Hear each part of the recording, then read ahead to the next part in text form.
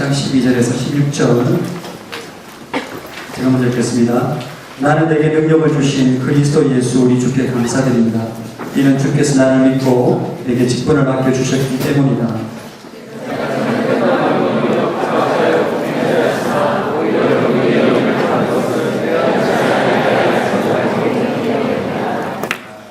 우리 주의 은혜가 그리스도 예수 안에 있는 믿음과 사랑과 함께 넘치도록 풍성했다.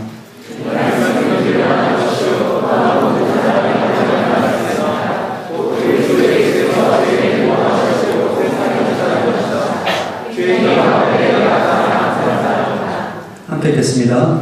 그러나 내가 믿음을 그리스도 예수께서 내게 먼저 끝없는 힘을 보이심으로써 앞으로 주를 믿어 영생으로 사람에게 공공으로 삼으시는 것입니다. 아멘. 이 시간 나의 부르심이라는 제목으로 말씀을 이상윤 목사님께서 전해주실 텐데 목사님 헤어스타일이 바뀌셨습니다. 큰 박수로 한번 하겠습니다.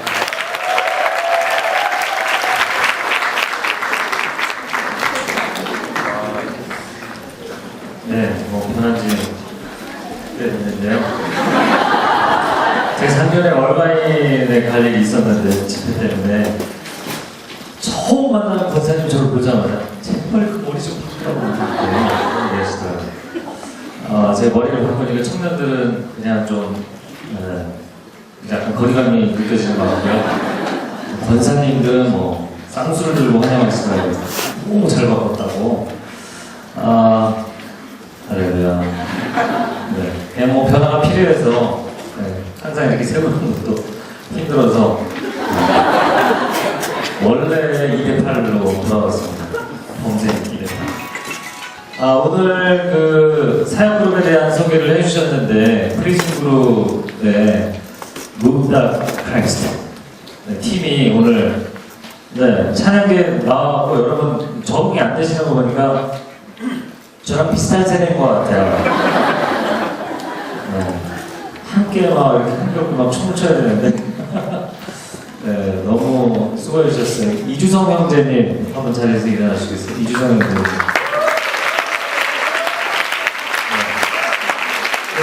이주성 형제님은 원래 이 힙합 미니스트리를 하고 계시는 분이세요.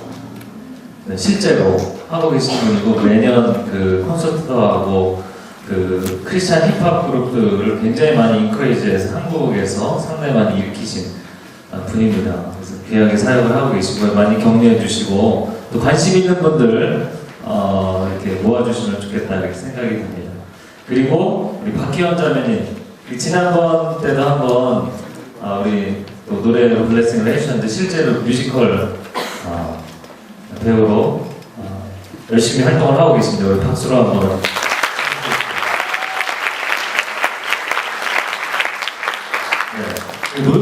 노여서 형제는 큰 것 같아요, 그죠? 네. 어디 춤추러. 네. 요섭이는 제가 중국문 전도사였는데 중국문 학생이었어요. 네. 청년부에 올라와서 프리즘 그룹에 갔더라고요. 네. 너무나 귀하고요. 하여튼 프리즘 그룹이 다양한 문화적인 사역을 통해서 또 저희 예배를 섬기고 또 선교적인 사역들을 잘 감당하리라고 믿습니다. 여러분에게 오늘 강의안 하나와 그리고 무엇이든 물어보세요 이거 나눠드렸거든요. 무엇이든 물어보세요는 A4 한 장 드렸다고 해서 뭐 다 쓰실 필요는 없고요. 네, 여러분이 그냥 간단하게 물어보고 싶은 거나 뭐 다 가능합니다. 두 가지인데 이렇게 생각하시면 되겠어요. 첫 번째는 질문, 두 번째는 제안입니다. 다 받으셨나요? 그래서 순모임 관련해서 여러분이 궁금한 점, 순모임 진행하다 이럴 때 너무 난감하다. 이럴 때 어떻게 해야 됩니까? 그런 질문. 아니면 여러분이 순모임 진행할 때 굉장히 어려운 질문 하시는 분들 있죠? 네. 순장의 그 내공을 테스트하는 질문하시는 분들 있잖아요. 까칠한 질문 계속 반복해서 하시는 분들. 그래서 이런 질문 어떻게 대답해야 되나? 그런 것도 괜찮고요. 아니면 요즘 많이 이슈가 되고 있는 교계 이슈가 되는 아니면 사회에서 이슈가 되는 그런 질문을 하셔도 되고 어떤 질문이든 상관이 없습니다. 여러분이 순장으로 순모임 하는 데 있어서 필요한 부분이라면 종류에 상관없이 질문을 해주시면 되겠습니다. 네, 두 번째는 순장교육 이렇게 했으면 순장교육에 관한 제안하시고 싶은 모교 모임 얘기입니다. 이 모교 모임 아니면 보강 어떤 종류가 됐든 여러분 제안하고 싶은 건 그렇다고 모임 자체를 없애고 온라인 교육부터 이러면 안 돼요. 그런 거 말고 발전적인 제안을 해주시고요. 그런 거 아니면 순모임에 관련돼서는 여우수아에게 바란다, 여우수아 공동체에 바란다, 어떤 종류가 됐든 이것도 제안을 해주시면 좋겠습니다. 그래서 다음 주에 여러분이 오늘 써서 내주시면 저희가 다 걷어서 다음 주에 가장 많이 질문 나온 것들, 또 제안 나온 것들 여러분한테 발표하고 제가 답해드리고 그렇게 시간을 가졌으면 좋겠습니다. 그리고 다음 주에 그 자리에서 Q&A 하고 싶은 분들도 질문 받고 대답해드리고 그런 시간 해봤으면 좋겠습니다. 여러분 무엇이든 물어보세요의 상단 우편에 그룹과 본인 이름을 써주시면 좋겠고요. 난 질문 내용장에 못 쓰겠다. 도대체 머리를 왜 그렇게 했냐 이런. 죄송합니다. 하여튼 이름을 쓰고 싶지 않다 그러면 이름 굳이 안 쓰셔도 돼요. 그러나 가능하면 상관없으시면 그룹과 이름 써주시고 아니면 난 이름은 밝히기 싫다 질문과 내용상 그런 분은 그냥 그룹이라도 써주시거나 우리 그룹에 피해가 올까 싫다 그룹을 안 쓰셔도 상관없어요. 오늘은 자유로운 교회예요. 네, 가능하면 쓰시고 안 쓰시고 싶으면 안 쓰셔도 괜찮습니다. 제가 오늘 여러분과 나누고 싶은 말씀 디모데전서 1장 12절 16절 말씀을 읽었는데요. 한번 따라해 보시겠어요? 나의 부르심. 네, 이 부르심이라는 주제는 항상 매우 중요한 주제라고 생각이 됩니다. 왜냐하면 여러분이 사역을 하다 보면 많은 어려움을 겪게 돼요. 첫 단추를 잘못 꿰면 줄줄이 잘못 꿰게 돼 있죠. 이게 사람이 시켜서 한 거다. 아니면 내가 시작하지 말았어야 될 일을 시작한 거다 생각하면 언제든지 중단하게 되고 무너질 수 있어요. 여러분 앞으로 결혼도 마찬가지입니다. 이 사람 아니었던 거 아니야? 이런 거죠. 제가 지난 주일에도 얘기했지만 한 1, 2년 사귀고 나서 정말 우리가 결혼하는 게 하나님의 뜻일까 기도해보자. 희망이 없는 사람이죠. 희망이 없는. 여러분 부르심이 중요한 것은 내가 주님의 콜링으로부터 시작했다 라는 첫 번째 이 스타팅 명확한 시작 지점을 찍는 것이기 때문입니다. 나의 부르심입니다. 디모데 전서는 사도 바울이 디모데 아들과 같고 동역자인 디모데에게 보낸 편지입니다. 근데 그 디모데에게 쭉 이야기를 하다가 목회적으로 이렇게 해야 된다라고 목회 서신을 쓴 건데 그러다가 중간에 자기 이야기를 하게 되죠. 여러분 사도 바울의 글을 보면 로마서도 그렇고 갈라디아서도 그렇고 매우 논리적이죠. 수사학적이고 이 사람은 논리 정연한 사람이고 아주 논거를 전개하는 것이 상당히 탁월한 사람입니다. 근데 참 재미있는 것 중에 하나가 뭐냐면 이 사람이 쭉 이야기하는 말씀의 흐름 중간에 보통 문학에서 이야기하는 인설션 중간에 삽입하는 문장들이 자주 들어가요. 근데 이 어떤 부분에서 들어가냐면 자기 얘기가 들어가요. 그러니까 복음을 이야기하고 사실 하나님의 은혜를 이야기하는데 그걸 딱딱한 글로만 이야기하는 것이 아니라 자기 고백인 거예요. 사실은 이 복음이 자기의 인생의 고백인 것이죠. 그래서 12절에도 이렇게 이야기를 합니다. 12절 한번 같이 읽어볼까요? 12절 시작. 이는 주께서 나를 믿고 내게 직분을 맡겨주셨기 때문이다. 할렐루야. 네.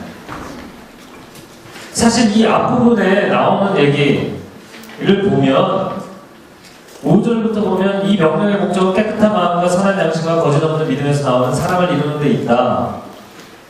네.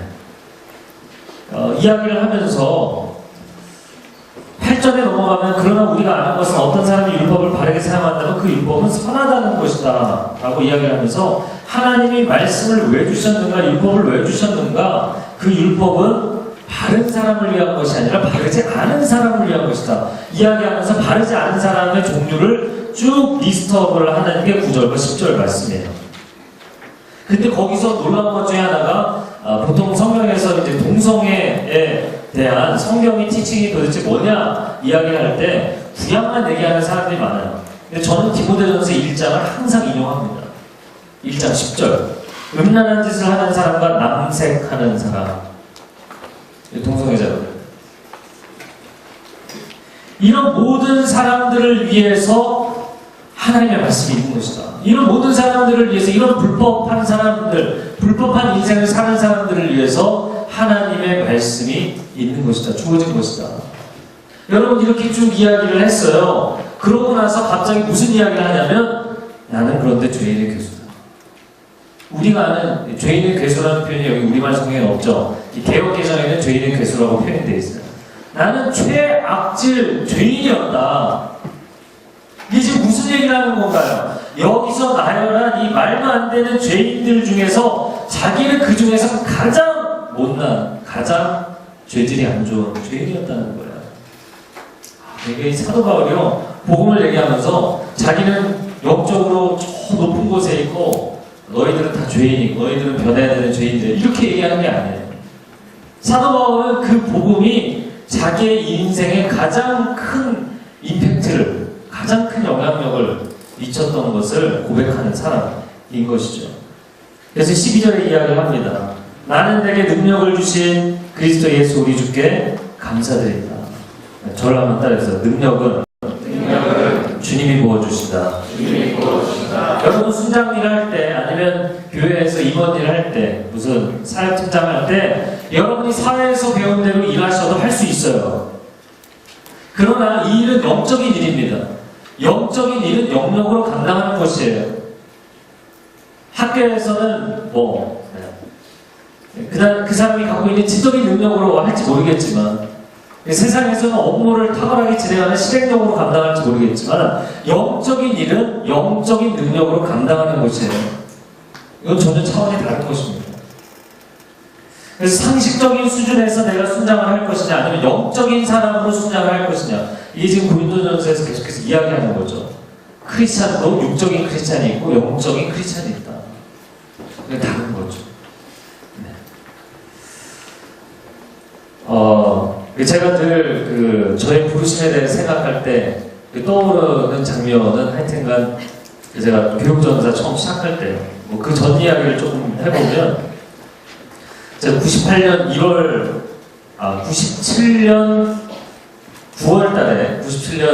9월 달에 못 누리기를 왔어요. 그래서 성가대도 하고 청년부도 하고 그랬었는데, 제가 98년도에 신대원 입시 합격을 하면서 98년 1월 달에 손종훈 목사님을 여기 양재 계신데, 손 목사님이 제 학교 때 동기거든요. 그래서 손 목사님이 중동부로 오라고 해서 제가 중동부 가서 교사를 시작했어요. 근데 제가 속으로 맡은 아이들을 열심히 했어요. 지금도 그 친구들을 만납니다. 아주 오래전이죠. 98년도에 맡았던 제 속으로 학생들, 이제 중학교 1학년 학생들인데요. 끝나고 나면 항상 같이 농구하고, 할렐루야, 같이 막 땀 흘리고 농구하고 떡볶이 먹고 그랬던 기억이 있어요. 그리고 전체 레크레이션을 하는 시간이 있었는데, 한 3월이었던 것 같아요. 전체 레크레이션 하는데 제가 하여튼 노는 거 좋아하거든요. 게임을 하면 일단 이겨야 돼요. 꼭 이겨야 돼. 이렇게 한 3그룹으로 나눠서 게임을 진행했는데 제가 너무 열심히 했던 것 같아요. 전사님이 저를 주목하시더라고요. 근데 바로 그 다음 주에 너 팀장을 해라. 제가 들어간 지 2달밖에 안 됐는데 갑자기 팀장을 하래.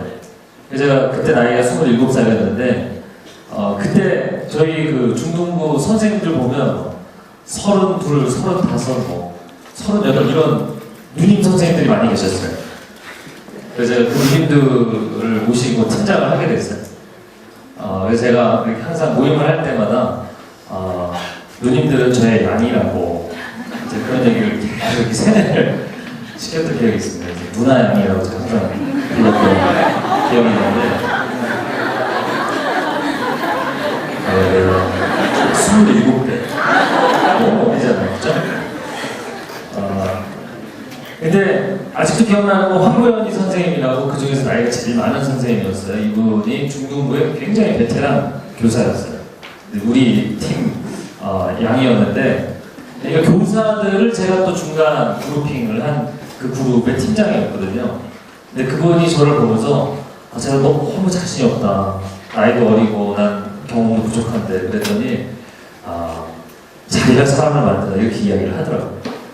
나중에 생각해보니까 뭐 그렇게 좋은 블레싱은 아니었던 것 같아요. 되게 실력이 없어서 자리 맞추면 된다 이런 뉘앙스로 해석을 할 수도 있지만 그분이 얘기한 거는 하나님이 맡겨주신 자리를 너가 받아들이면, 하나님의 콜링을 받아들이면 하나님이 너를 채워주실 거예요. 저는 그분이 그 말을 할 때 저를 바라보고 뭐라고 해야 될까요? 그 하나님에 대한 신뢰죠.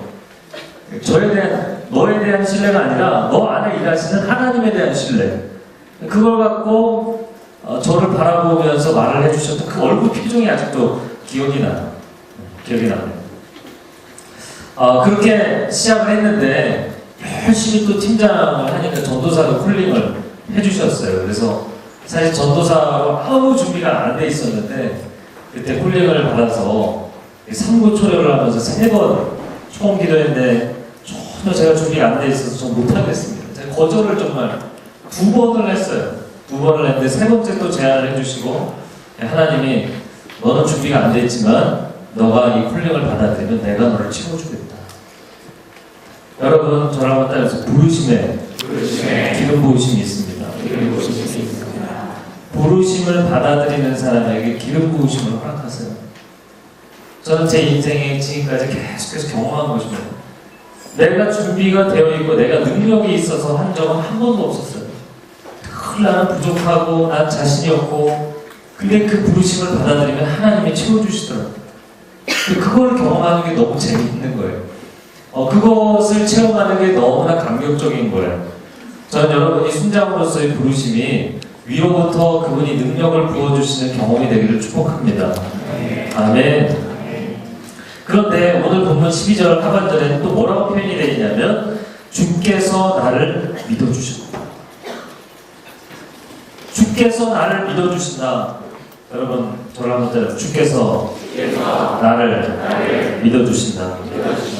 믿고 직분을 맡겨주신다 이렇게 오늘 써있어요. 그래서 제가 이거를 성경에는 interesting이라는 표현은 없지만 믿고 맡겨주는 게 interesting이거든요. 사실은 empowering이라는 영어 단어나 interest라는 이 영어 단어나 똑같은 위임이라는 뜻이에요. 네. 똑같은 위임이라는 뜻인데 약간 의미는 다른 거죠. in title 그러면 뭐 타이틀을 주는 거죠. 그런데 in power는 능력을 주시는 거예요. 그 자리를 감당할 수 있는 능력을 주시는 거예요. 그런데 사실 능력을 주시는 것보다 더 근본적인 게 있는데 그거는 너가 잘할 수 있다고 믿어주신다는 거예요. 넌 잘할 수 있어. 넌 잘해낼 거야. 라고 우리를 믿어주신다는 거예요. 저는 성경을 보면서 늘 감사한 것이 우리가 하나님을 사랑하는 것이죠. 내 마음과 뜻과 정성을 다해 너의 하나님을 사랑하라. 성경이 우리가 하나님을 사랑하라고 말씀하지만 사실은 하나님이 우리를 먼저 사랑하셨다고 말씀합니다. 우리가 하나님을 먼저 사랑하는 것이 아니라 하나님이 우리를 먼저 사랑하셨다. 제가 이번 지난주에 이제 출장을 갔다 올 때 담임 목사님 모시고 담임 목사님이 산호세에서 3일 집회 있으시고 토론토에서 3일 집회 있으시고 또 밴쿠버 가서 하루 집회하시고 그랬거든요. 근데 저는 아무 스케줄이 없었어요. 그냥 따라다니기만 하면 돼요. 할렐루야.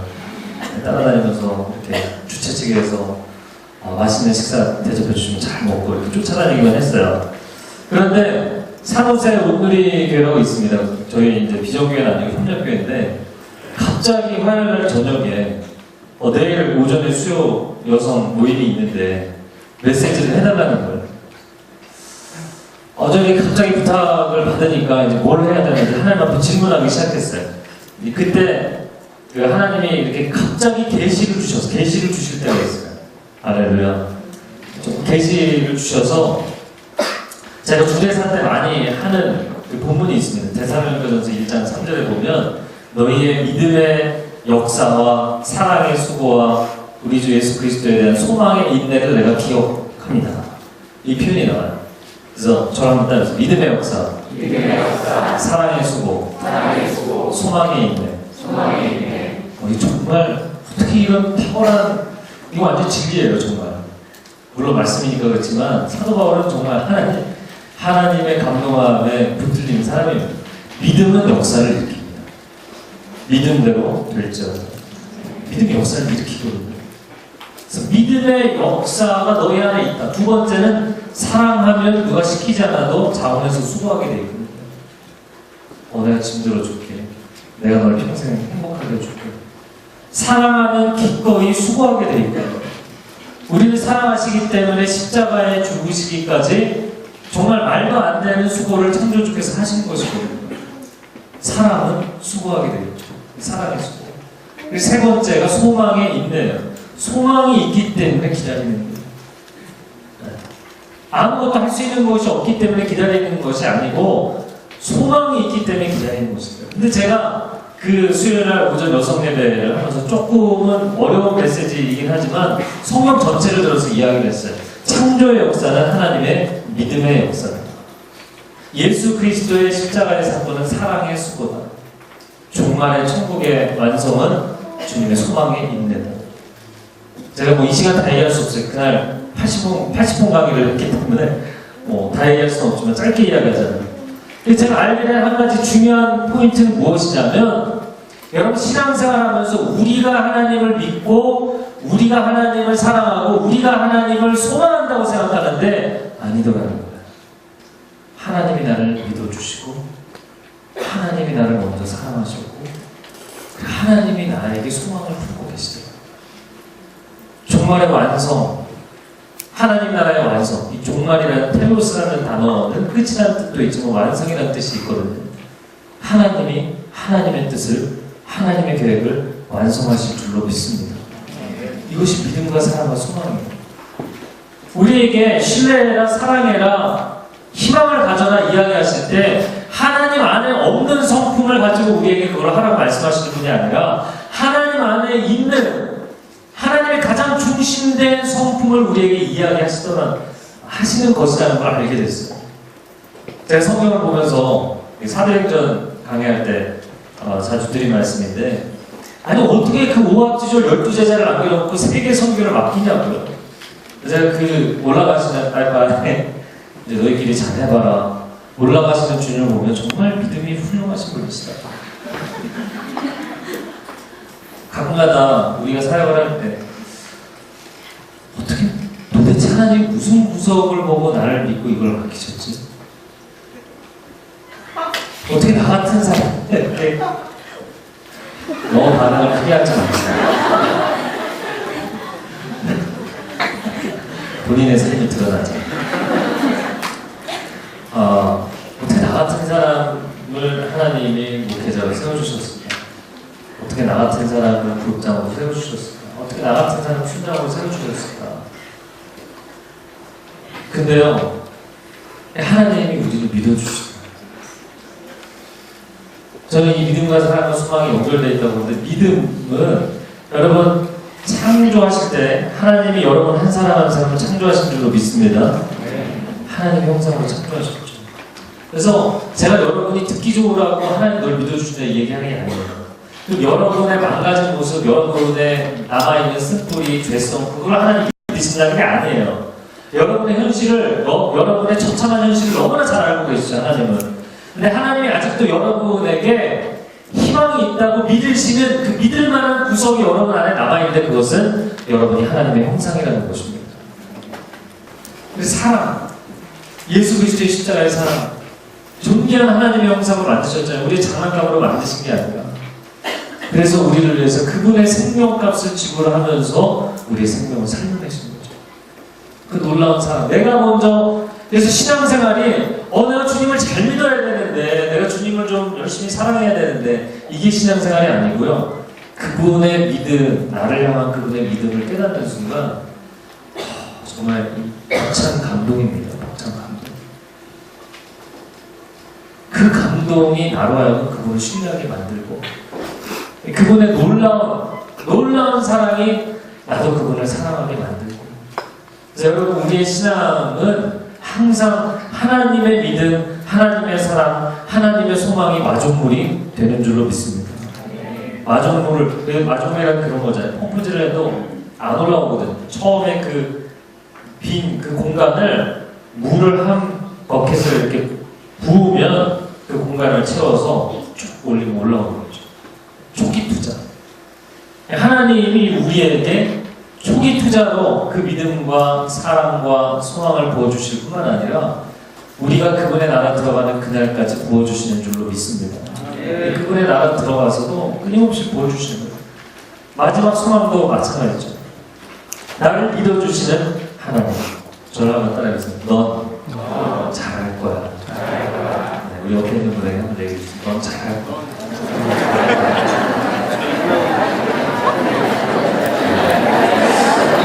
너무 감동 없이 얘기하시네요. 좌우로.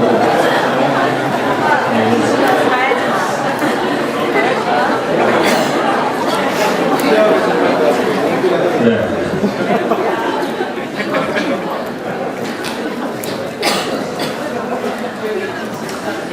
부르신 그분이 책임을 지시고, 부르신 그분이 기름 부어주시고, 부르신 그분이 초기 인풋을 우리에게 해주십니다. 제가 사실은 이제 저희 두 아들을 키워봤으니까 알잖아요. 제가 최근에 아주 놀라운 신동을 봤어요. 19개월짜리가 글을 읽는 거예요. 만 19개월짜리가 글을 읽어요. 우리 구주 하나님과 읽어요. 신기하죠? 제가 너무 놀랐어요. 이게 도대체 이게 500ml짜리 물병 갖다줘. 삼다수 읽어요. 19개월짜리가. 제가 너무 충격을 받았어요. 그래서 제가 물어봤어요. 도대체 얘를 어떻게 키운 거냐. 근데 그 집에 보모가 하나 있는데, 보모가 크리스찬이야. 정말 신앙이 좋은 분인데 하루 종일 성경을 읽어줬어. 근데 여러분, 엄마 이 한 단어를 얘기할 때 내가 한가운데 세상에 얘기 있는데 그 한마디를 하려면 1000번을 들어야 돼요. 여러분, 사실 우리가 믿음이라는 아웃풋이 한번 나오려면 하나님이 나를 1000번을 믿어주시는 거예요. 내가 하나님 사랑합니다 고백 한번 하려면 하나님이 1000번의 사랑을 부어주시는 거예요. 미니멈이거든요. 자, 그런데 그 아이가 들었기 때문에 소리를 내는 정도가 아니라 글을 읽는다니까요.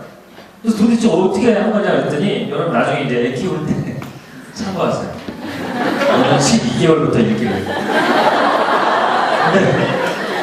그걸 어떻게 한 거냐면, 그 부모가 하루 종일 성경을 애들 읽어줬는데 애들 집중력이 있는 애요, 상당히. 근데 사람을 볼 때 이렇게 계속 쳐다봐요. 계속 쳐다보는데 원래 애들이 다 그래요. 손가락으로 글자를 보여주면서 읽었더라고요. 시청각 교육이 상당히 중요합니다. 그래서 소리만 듣는 게 아니라 애가 무슨 성경 이거를 글자를 어떻게 알겠어. 한글의 자음, 모음의 컨비네이션이 원리를 어떻게 이해하겠어. 대부분의 사람들은 말도 안 된다 생각하고 이거 안 보여주거든요. 만 대여섯 살 그 정도 돼야 이렇게 좀 보여주면서 읽지, 그 외에는 그냥 얘는 가만히 멍하니 앉은 소파에 앉아있고 엄마가 책 보면서 읽어주는 수준이지 그렇게 안 하거든요. 근데 그 아이는 어렸을 때 그걸 한 거예요. 애 기어다닐 때부터 이걸 보여주면서 읽어준 거예요. 하루 종일 성경을. 그랬더니 이 아이가 모음과 자음의 그 조합을, 사운드와 모양을 매칭을 시켜서 외운 거예요. 외운 거죠. 원리를 이해를 못하고 외운 거예요. 19개월짜리.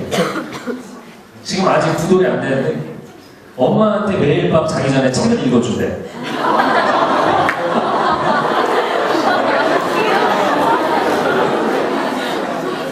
엄청나죠? 네. 여러분, 힙합의 반응이 없고 애한테 반응이 있는 거니까 같은 세대인 것 같아요. 제가 여러분에게 하고 싶은 얘기는 뭐냐면 인풋이 그만큼 중요하다는 겁니다. 그 부모는 아이에 대한 사실 말씀에 대한 믿음과 아이의 그 어린아이의 포텐셜에 대한 엄청난 믿음을 가지고 있었던 사람이죠. 믿음대로 됐죠. 와, 놀라운 일이에요, 저는 정말. 근데 아무도 어린애한테 그렇게 시도를 하지 않기 때문에 근데 어린아이한테 정말 해보세요. 했다가 안 되면 좀 그렇게 하루 종일 읽어주는 것도 정말 엄청난 믿음이 아니고는 못합니다. 여러분, 하나님께서 우리에게 능력을 부어주십니다.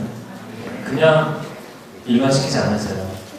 하나님이 우리에게 믿음과 사랑과 소망을 부어주십니다. 그 하나님의 은혜의 폭포수 아래 거해야만 우리가 공부를 받아서 하는 거예요. 하나님이 막 부어주시니까 내가 한마디, 내가 한 걸음 가는 거지. 내가 뭐 주님의 아무 공급이 없는데도 막 내가 혼자 애써가면서 하는 게 아니거든요. 그렇기 때문에 사역을 하면서 지치는 거예요. 여러분, 사역을 하면서 주님의 인파워링과 인트러스팅을 끊임없이 경험하면 이 재밌어져요. 재밌어지게 돼 있어요. 아멘 표정이에요. 조금 재밌어져요. 그리고 내가 이런 걸 할 수 있나? 이런 생각이 들어요. 어느 날 돌이켜보니까 태권도 완전히 노란띠였는데 어느 날 유단자가 돼서 날아다니는 거야. 내가 어떻게 이런 인생을 살고 있지? 저는 여러분이 그냥 사역이 아니라 하나님의 능력을 체험하게 되기를 축복합니다. 네. 두 번째 13절 한번 읽어볼까요? 시작. 내가 전에는 회방꾼이요.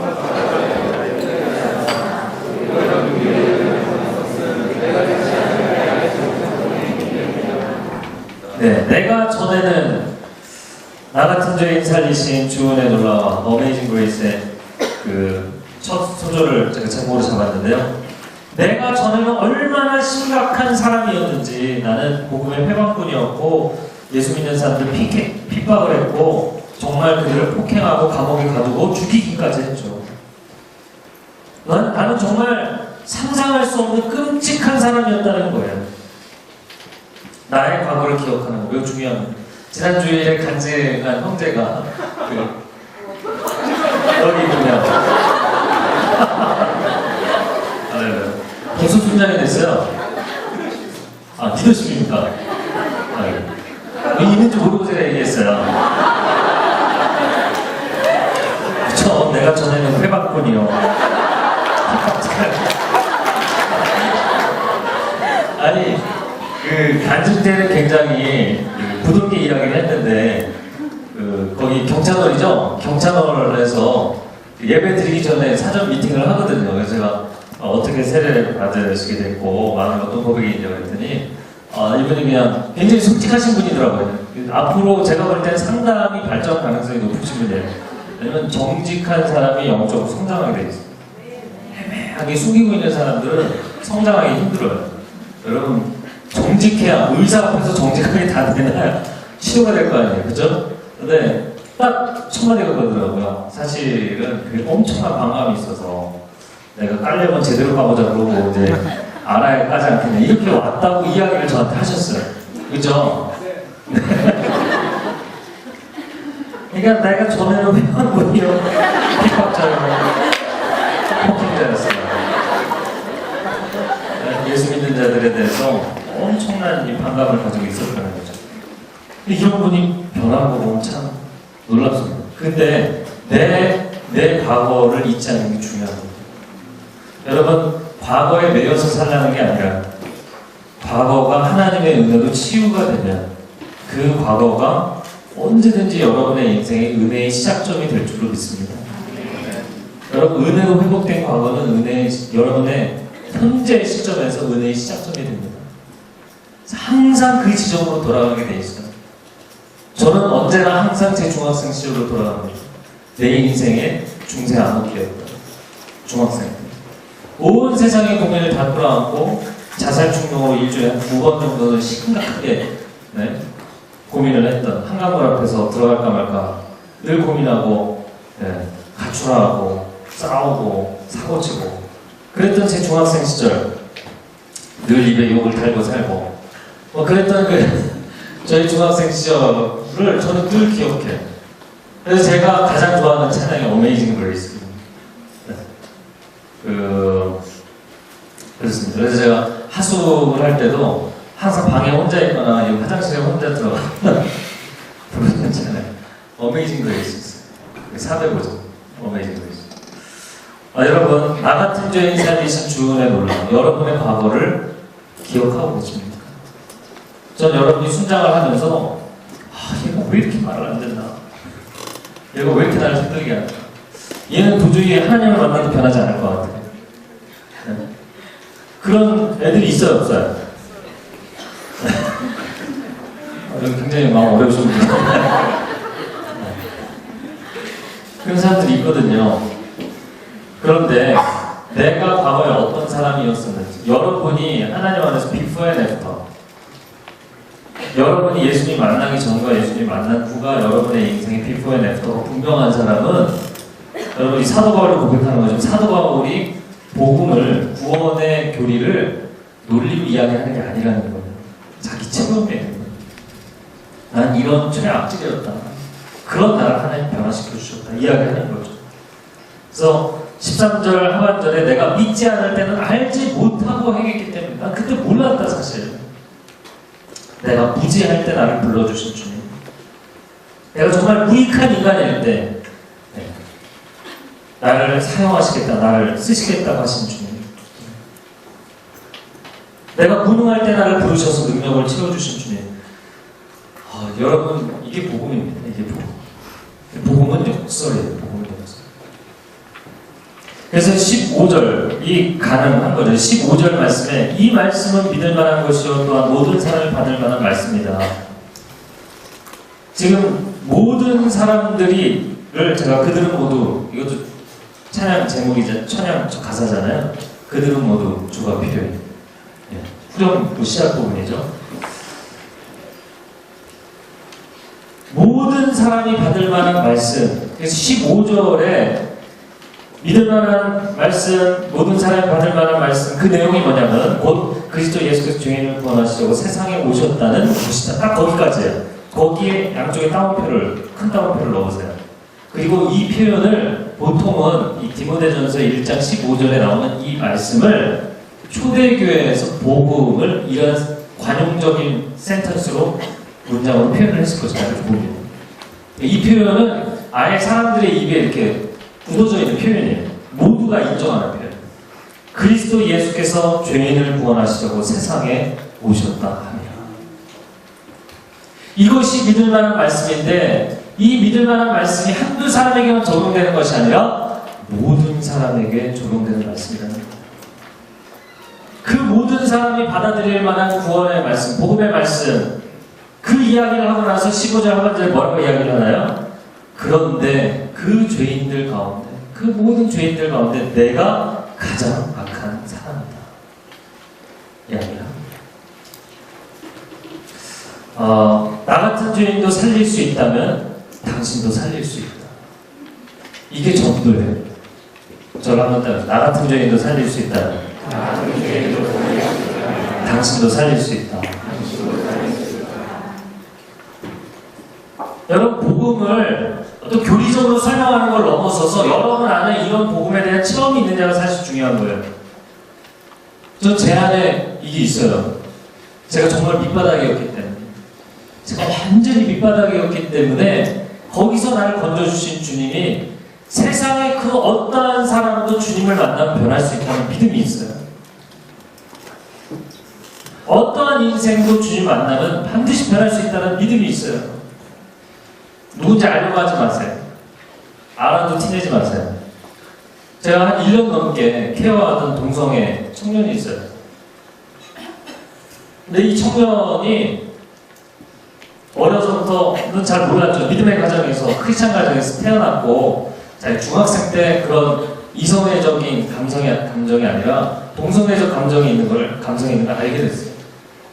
굉장히 혼란스러웠어요. 그러나 부모님은 아주 철저한 이 기독교 신앙을 주장하시는 분이기 때문에 근데 대학에 들어가서 이제 뭐 그런 모임에도 가고 그런 사회 단체에서 활동도 하고 자기 동성 친구도 사귀고 또 헤어졌다가 또 다른 동성 친구도 사귀고 그러니까 어떻게 보면은 세상에서 뭐 공부도 열심히 했고 나름대로 자기 배경도 있고 한 친구지만 신앙에 있어서와 성적인 부분에 있어서 완전히 무너져 있는 사람이에요. 내 친구가 야 하나님 너를 찾으시다. 그래서 그 친구가 화해성경 집회 딱 3번만 같이 가자. 그리고 첫날 와서 무너졌어요 하나님. 그리고 계속 화성을 나오기 시작했고 그리고 저한테 이메일을 보내서 제가 이제 쭉 답변을 하고 만나서 이제 상담도 하고 케어를 하게 됐는데 저는 이 친구가 나중에 고백한 것을 듣고 너무나 충격을 받게 됐어요. 사람들 보통 그렇게 얘기하잖아요. 내가 태어날 때부터 동성애적인 성향을 갖고 태어났는데 어떻게 하는 얘기냐. 나 후천적인 게 아니고 선천적인 거다. 어쩔 수 없이 받아줘야 되고 그 사람 인권을 존중해줘야 되잖아요. 이렇게 얘기하잖아요. 근데 그 친구가 딱 이런 얘기를 하더라고요. 이미 나이가 20대 중반을 넘어선 친구이기 때문에 인생을 살아볼 만큼 살았잖아요. 근데 이 친구가 뭐라고 얘기냐면 목사님 참 놀랍게도요. 제가 은혜 충만하고 성령 충만할 때는 전혀 유혹이 없습니다. 전혀 유혹이 없습니다. 이렇게 얘기해요. 여러분 예수 그리스도를 만나면 인생이 변합니다. 그 친구 세례 받았어요. 변화됐어요. 하나님 앞에 인생을 새롭게 결단했어요. 물론 평생의 어려움이 있을 거라고 생각이 됩니다. 여러분 잘 아시죠? 목마른 사슴 신의 문을 찾아 그 린스트롬이라는 그 작사 작곡가 그 사람이 동성애자였어요.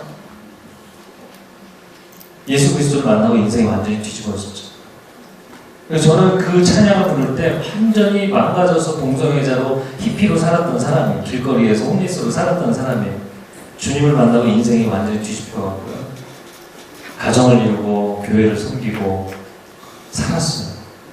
그 사람 제가 인터넷에서 이렇게 그 사진을 찾아본 적이 있는데 저는 그 사람의 인생을 생각하면서 그 목마른 사슴 신의 문을 찾아 하나님 내 영혼의 목마름을 세상 것으로 채우잖아. 내 욕구로 채우잖아. 하나님의 은혜로 채우겠습니다. 주님만이 나의 방패, 나의 소망, 나의 참소망, 그 찬양을 그 사람의 인생을 묵상하면서 부르면 정말 이 깊은 은혜가 있더라고요. 저는 여러분에게 고면합니다. 하필이면 왜 이런 애가 우리 중에 좋았을까? 아니 여러분이 그렇게 생각한다면 여러분 자신이 복음에 대한 체험이 있는 걸 확인하셔야 돼요. 하나님 내게 온 사람이 어떤 사람이든 내게 온 사람은 하나님 만나게 해주십시오. 내게 온 사람은 예수 그리스도 만나게 해주십시오. 내게 온 사람은 한 사람도 놓치지 않겠습니다. 내가 주님 안에서 변할 수 있었다면 당신도 주님 안에서 변할 수 있습니다. 그 메시지를 해주는 것이 순자입니다. 저희 아들들하고 저는 요즘 좋은 시간을 갖고 있어요. 감사한 시간들을 갖고 있는데 저희 둘째가 아침마다 지각을 자주 해요. 어제도 그런 얘기를 하더라고요. 엄마 나 아침 7시에 깨워줘. 엄마가 너 일어나지도 않잖아. 7시 반에 깨워줘. 그때는 일어나? 내가 일어나는데 10분이 걸려. 이러더라고요. 지금 초등학교 2학년인데 제가 저희 지훈이를 보면서 저희 아내는 어려서부터 곰생이었거든요. 저는 사실 어려서 완전히 망가진 행위였거든요. 저는 초등학교 1학년부터 6학년까지 단 하루도 정시에 학교를 가본 적이 없어요. 굉장히 부끄러운 고백이지만 저는 늘 지각을 했어요. 왜냐면 살고 싶지도 않았기 때문에 학교를 가고 싶은 생각도 없었고 학교를 가는 것도 날마다 등 떠들려서 가는 거였어요. 저는 저희 지훈이를 보면서 정말 잘하고 있다. 저희 아내는 늘 스트레스를 받아요. 왜 인생이 이럴까? 네, 늘 스스로 알아서 공부하고 알아서 생활을 했기 때문에 저희 아내는 이해를 잘 못하더라고요. 그래서 제가 얘기를 했죠. 나는 매일같이 지각했다. 이 아이, 우리 아들들을 볼 때 너무나 훌륭하다. 매일 학교 갔다 와서 그래도 그날 자기 전에 뭔가 숙제를 한두 가지라도 하고 그 준비물을 챙겨놓고 물론 자기 전에 얘기해서 그때 뛰어나가서 사오기도 하고 하지만 저는 공부라는 걸 한 적이 없어요. 한 적이. 정말 포기한 인생이에요. 제가 이 얘기를 왜 하냐면 사실 여러분이 나 같은 죄인 살리신 주 은혜 놀라와 이 고백 하나만 있어도요 엄청난 포용력이 생깁니다. 근데 여러분 안에 그 복음에 대한 고백이 없으면 하나님 난 정말 심각한 죄인인데 하나님 나를 이렇게 은혜로 받아주시는군요. 이 고백이 없으면 여러분이 누군가를 끌어안는 거는 액션은 할 수 있어요. 흉내는 낼 수 있어요. 근데 그게 이게 헐트가 안 되는 거예요. 영적으로. 전 여러분이 하나님의 나를 믿어주시는 그 믿음과 나를 사랑해주시는 그 사랑과 나는 포기하고 싶어도 그분은 끝까지 기다려주시는 그분의 소망을 날마다 체험하기를 축복합니다. 그래서 그 체험으로 그 은혜로 여러분이 사람들을 받아주셔야 돼요. 네, 그렇게 받아달라고 이야기하잖아요. 그래서 왜 너 같은 애가 우리 집에 태어났니? 라고 얘기하지 말고 왜 너 같은 애가 우리 집에 들어와서 날 힘들게 하니? 얘기하지 말고 나도 변화시키셨는데 너도 변화시키실 수 있다. 여러분 그런 소망의 릴레이가 가능한 숙모임이 되기를 축복합니다. 네. 그래서 그리스도 예수께서 죄인을 구원하시려고 세상에 오셨다는 것이다. 16절 같이 읽어볼까요? 16절 시작. 그러나 내가 긍휼히 여기를 받은 까닭은 그리스도 예수께서 내가 모든 것을 내게 주고 있어 앞으로 그리스도와 네, 16절에 본보기에 동그라미 치시겠어요? 15절에 죄인 중에 가장 악한 사람 동그라미 치시고 두 개를 연결하세요. 그래서 vs.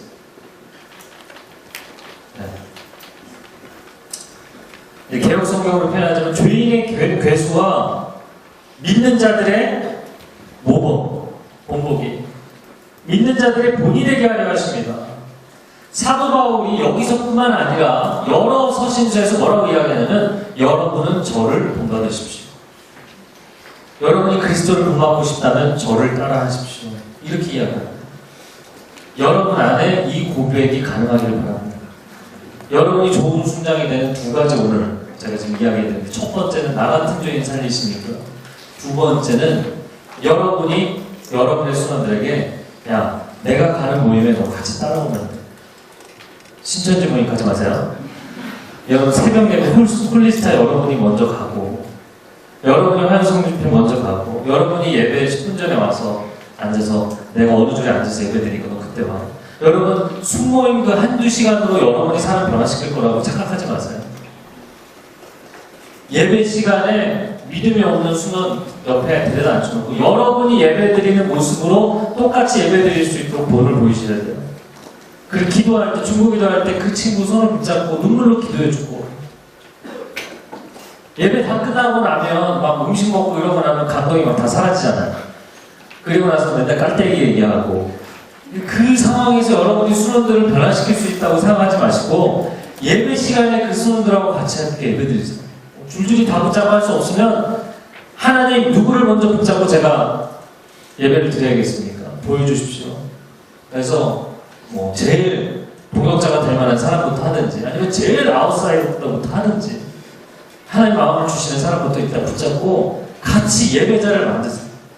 여러분이 먼저 예배자로 나가는 것을 본받게 하고 여러분이 홀리스트 하는 것을 따라 나오게 하고 여러분이 성경 통독하기 때문에 같이 성경 통독하자고 하고 여러분이 기도 생활하기 때문에 우리 시간을 정해서 서로를 위해서 기도하자. 이 기도가 어떻게 응답되는지 보자. 믿는 사람들의 본보기가 되기를 주님의 이름으로 축복합니다. 나를 열받으라. 제일 나쁜 리더십은 너 나같이 살지 마라 이거죠. 야 나는 새벽형은 도저히 난 새벽형이 아니야. 너 새벽에 나가라. 네. 이게 가장 안 좋은 일이죠. 부모가 자식한테 너 나 같은 인생을 살지 마. 가장 안 좋은.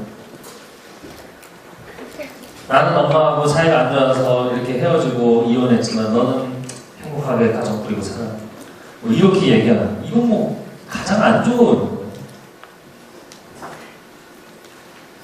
여러분 수모임 할 때 그 모임 직전에 열심히 무슨 그럴싸한 얘기할까 이거 고민하지 마세요. 그래서 그런 거 없애려고 저희가 그 GBS에서 그 큐티 쉐어링 모임을 바꾼 겁니다. 주중에 내가 하나님 앞에 묵상하고 말씀대로 살고자 몸부림친 시간이 없으면 그 모임을 인도할 수 없어요. 제가 어렸을 때 생각해보면 제 주일학교 선생님들을 늘 기억하는 것이 그분들이 저한테 가르쳐준 거가 기억나는 문장이 거의 없어요. 그냥 그 선생님이 얼마나 하나님과 동행하는 사람이었는지가 기억나요. 그 사람은 그냥 소리만 질렀던 사람. 애들이 떠들면 무조건 이렇게 누르기만 했던 선생님. 어떤 선생님은 애들과 타협해서 대충 먹을 거 사주고 빨리 끝내고 도망가는 선생님. 이런 선생님들과 정말 성령 충만해서 정말 아이들을 향한 그 안타까움으로 사랑으로 막 쏟아부으셨던 선생님. 뭘 가르쳤는지 기억 안 나요. 여러분이 여러분의 수능들에게 뭔가를 내가 가르쳐줄 수 있을 거라고 너무 많이 기대하지 마세요. 그들이 5년 뒤, 10년 뒤, 20년 뒤에 그걸 기억할 거라고 너무 많이 기대하지 마세요. 여러분이 하나님과 진실하게 동행했던 한 주간의 삶, 그것으로 수고를 하시는 거예요. 그걸로 수고를 하시는 거예요. 나는 직장에서 나 괴롭히는 이런 상사하고 이렇게 정말 마음이 어려우면서도 신고하면서 하나님의 뜻대로 가려고 노력했다. 하나님 이렇게 길을 열어주셨다. 여러분 안에 그런 간증이 있고 너는 나를 카피해요. 그렇게 얘기해 주시는 거죠. 저를 한번 따라해보세요. 순장으로 섬긴다는 것을 공생애를 사는 것이다. 공생애를 사세요. 제가 늘 제 자신에 대해서 나는 공생애를 살고 있다 이런 생각을 합니다. 개인 시간을 상당히 많이 줄이셔야 될지 몰라요. 여러분 스트레스 푸는데 뭐 게임하고 인터넷하고 드라마 보고 아무 생각 없이 뭘 좀 해야 하는 그런 시간들 많이 줄이셔야 될지 몰라요. 애기 키우면 24시간 대기입니다. 애가 한밤중에 울어도 깨어나고 쉴 때도 없이 먹는 거 달라고 그러고 오줌 싸고 똥 싸고 다 치워줘야 되고 24시간 대기예요. 여러분 사람들을 품는 일입니다.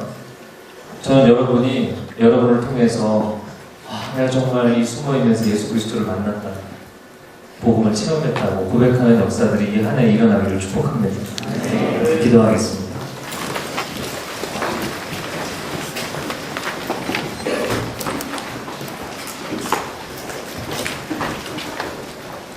이 시간 우리 가슴에 손을 얹고 기도하기를 원합니다.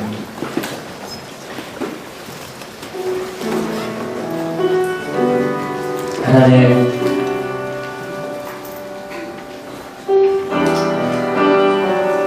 순장이 되면서 내가 충만하지 않은데도 충만한 척을 하면서 사람들을 가르쳐야 된다고 생각하거나 나 성경 잘 모르는데 내가 아는 척을 하면서 사람들에게 성경을 이야기해야 된다고 생각한다면 하나님 이 모든 것을 내려놓게 해주십시오. 내가 뭘 할 수 있어서 그들을 가르치고 품는 것이 아니라 나 같은 사람도 품어주시고 믿어주시고 사랑해주시고 기다려주시는 그냥 그 하나님의 마음을 사람들과 나눌 수 있게 해주시고 그것이 그들에게 흘러갈 수 있게 해주십시오.